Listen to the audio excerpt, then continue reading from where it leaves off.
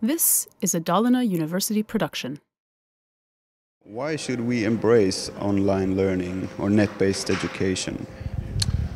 Well, it's interesting you've used two phrases, and one of the things I've learned at this meeting is that there are a very wide range of descriptors for what may be underlying the same thing. So online learning, e-learning, net learning.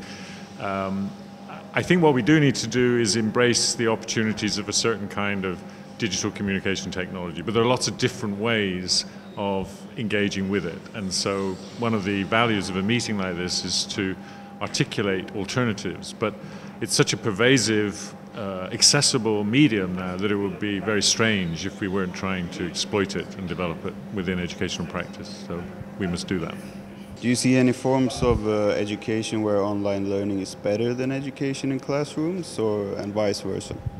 Well, I do have trouble totalizing online learning as if it was a single thing. I think the question that probably needs to be asked is whether there are circumstances where communication mediated by online tools is hampering the learning experience rather than adding to it. And I think sometimes it can be a replacement for a form of conversation that we do need to protect. So I think there are certainly circumstances where migrating towards online tools of communication might be not misguided, but maybe unfortunate.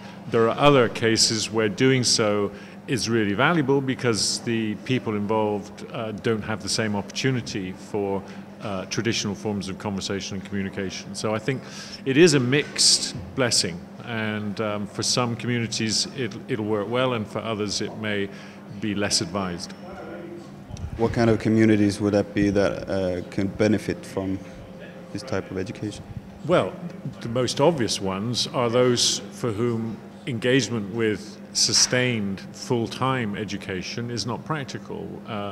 And so they maybe have demands of everyday life to do with work or domestic commitments and so on, and therefore it's a form of flexible educational opportunity that's very welcome.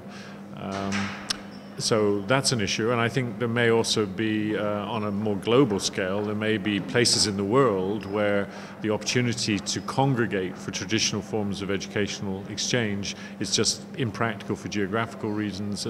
So there's a mixture of economic and geographical and personal reasons why this is a great media that gives new opportunities.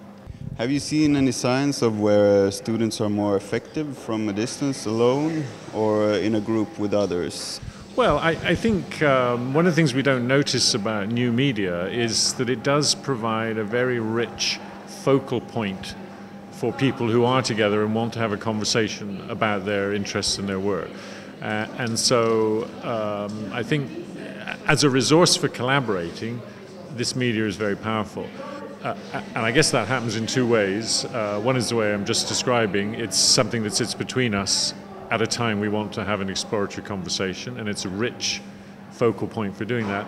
But then in another sense, it allows people to form into a group who are actually spatially separated. They're not in the same place, and even not in the same place at the same time. So I think the media is really powerful in lots of ways to create lots of versions of collaboration. But at the same time, I think you're a little bit careful about supposing that collaborating is only and always the best way to learn, and we need to maybe contain our enthusiasm a little and leave space for people to be more privately reflective, and maybe in doing that continue to use technologies, but at least to have space whereby they can explore their own thoughts in an uninterrupted way.